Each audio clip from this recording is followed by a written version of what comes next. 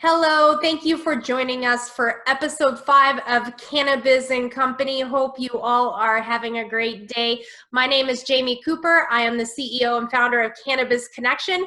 And today I am joined by a founding member. We have Heidi Groshelle at Groshelle Communications. Hello, Heidi. Hello, Jamie. Thank you so much for having me. It's always great to have you, and it's great to see you. What a delight.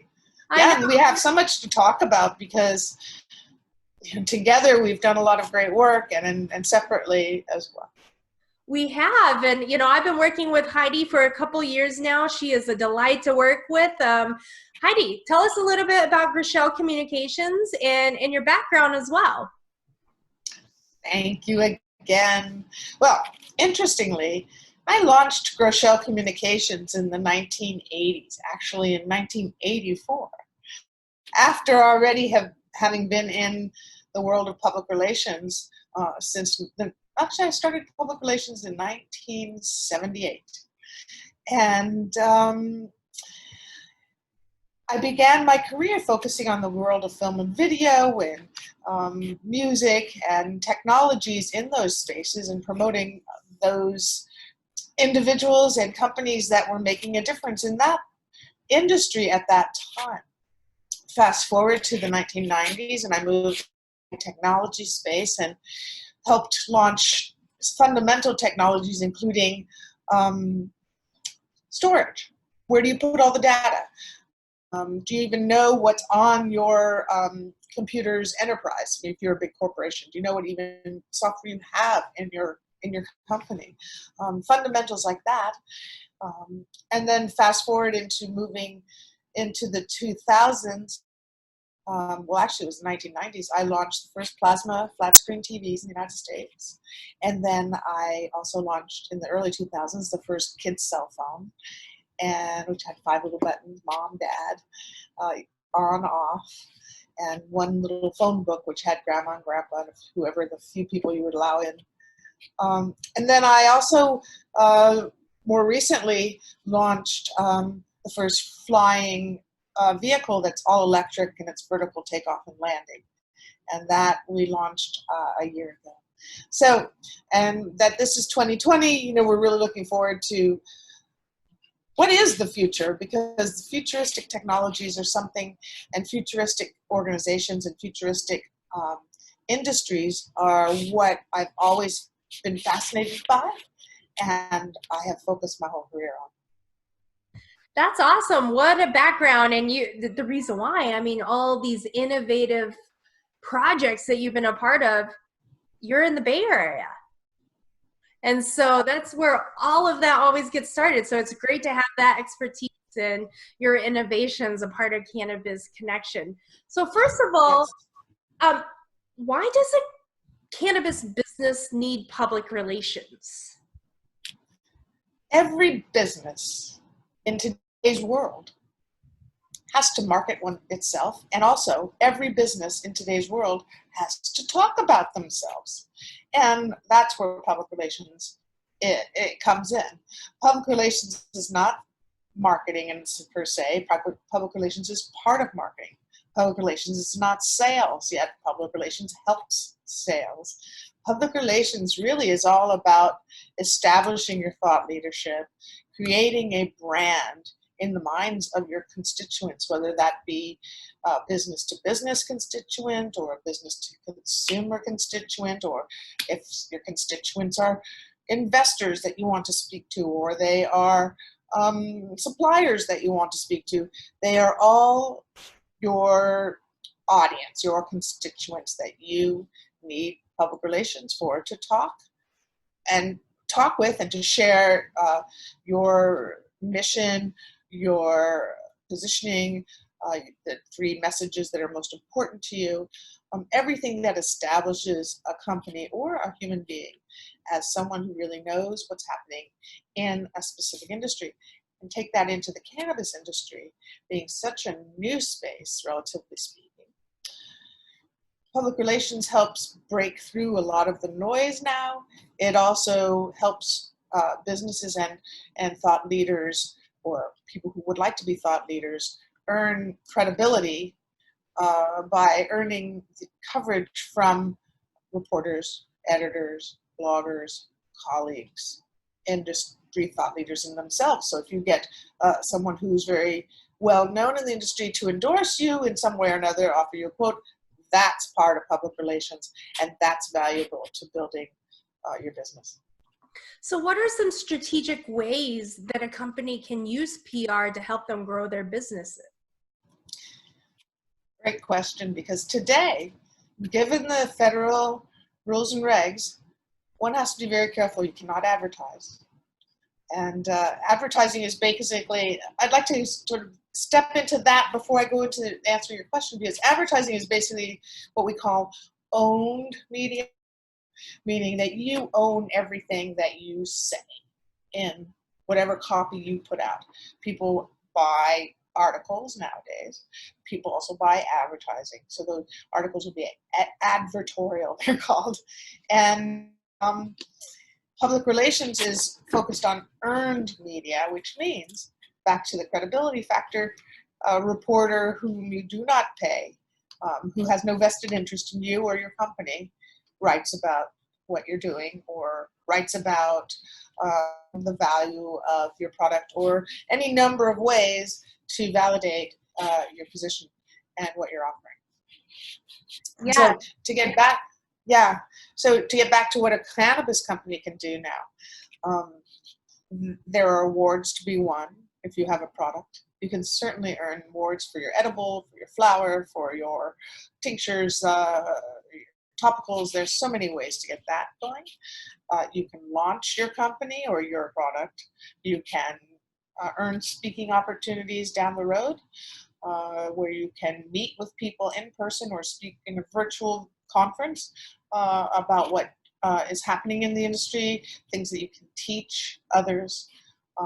It's not, again, an advertisement. This is part of establishing thought leadership. So whether you're a cannabis dispensary or you are a lawyer in the cannabis industry, all of these principles still hold true in your business and your colleagues to build your cannabis presence and your credibility. So if I hire you, to handle my PR, what does a PR person really do for someone like myself? Well, let's use you as a case study then. We started working together, and we established what your 3 key points that you wanted to talk about, and we went out and pursued top-tier coverage for you, establishing you as someone that women in the industry, men in the industry, business people in the industry, and politicians needed to know. We secured you articles in, I think it was Entrepreneur, and a few other fabulous places that helped you fundamentally corroborate all of the hard work that you've been doing. We know you do the hard work. We know that these cannabis companies are building beautiful products, or building a company full of ethics, or whatever their focus is. But it comes back to saying that you're doing that. So we used public relations for you to earn you awards, to earn you accolades, and to establish in the minds of your constituents that you really know what you're talking about. Other companies, for instance, product companies. We'll talk about an edible company that I launched actually in 2016, in January 2016, which was very early. I began working with the company in 2015. At that point in time, we were in California, where I am. We were still under medical. And so we looked at public relations as our option for building credibility and building brand awareness. The company had a chewing gum, which was very unique to the space. People had already launched gummies and brownies and everything you could think of that's always been around and people have experimented with as far as an edible. And the media loved it. We were covered everywhere from Fortune to Forbes to all of the industry trades and so many other outlets that were top tier. That then turned out to be less, well, let me reframe that. That turned out to be a product that the industry, or actually that the consumer didn't really want to buy yet. It was too sophisticated. And so the company then pivoted to offering gummies. And we rejiggered all of our editorial focus and our PR focus and blew that out of the water, and it became one of the top tier and the top best-selling gummies in California. And so then we, as that was happening, we also reached out to some of the mainstream media that focus on lifestyle and secured coverage in those outlets too. That's awesome. And, I'm very appreciative of the work that you have done for us here at Cannabis and continue to do for companies. I think that's a huge thing for those that are creating new outside of the box kind of products to really push them out there. And it's, PR is going to be huge. Another portion of PR is crisis management. Sometimes it's that thing that we don't want to think about happening, but it's important to be prepared for that. So can you talk a little bit about crisis management and why it's important to have someone who is really good at PR? Yes. There are so many crises that businesses have to navigate as they grow and as the world evolves. I'll use another example. We were working with a dispensary, brand new dispensary, launching in a small town in Northern California. And they actually had broken through the governmental entities to be one of the first dispensaries in this little town. That said, we had been with them, we had planned this whole launch, a big PR campaign around it, reaching out to the local media, ensuring that everyone knew they were there, welcoming the community. The wildfires broke out and took over the region all around this dispensary. Not in the immediate, it was in a little town. And then all of their farmers were impacted, their consumers were impacted, their community was deeply impacted, and we navigated with them how to launch without looking like, oh my gosh, look at how fabulous we are. And we gave them a deep strategy. It worked really well. The community was really receptive, and we didn't take advantage of the crises so much as we were authentic. We showed that we were about the community. We introduced them to who we were and what we were doing, invited them to come see for themselves. So that was a very good rejigger, and we actually won awards for that because it was a crisis mode reframing of a business goal and how we got to that business goal. I also wanted to share one thing which is not crisis, but it comes back to what we're talking about as far as importance of public relations. A fact, 90% of what you read in the media is placed by public relations. Whether it be a story about a research project or some data or a commentary about a weather thing, someone in the public relations profession helped that journalist know that this was an article that could be written and offered that journalist support and the assets that the journalist needs. So that's another thing PR can do for you and does do, is make sure that whoever you are, your company is presented in the best possible light to your public. So we make sure the journalist knows who you are, how to spell your name. We make sure that they have your messages. We make sure that your press releases are written well and in proper English. There's a lot of background and fundamental asset building that has to happen in PR. Back to the crises. You have a product launch that maybe you have a contaminated food product. There are standard operation practices for that based on the food industry. Crisis PR can help mitigate that by helping the CEOs always be present and accounted for, creating a whole plan on who talks to whom and when, helping your company be authentic and transparent, and help you navigate the whole crisis time. Well, and I think, man, I have to say that statistic that you gave is so important. You know, I understand it because I came into this industry from the media. I am still a part of the media with, you know, me being the publisher of Cincy Magazine.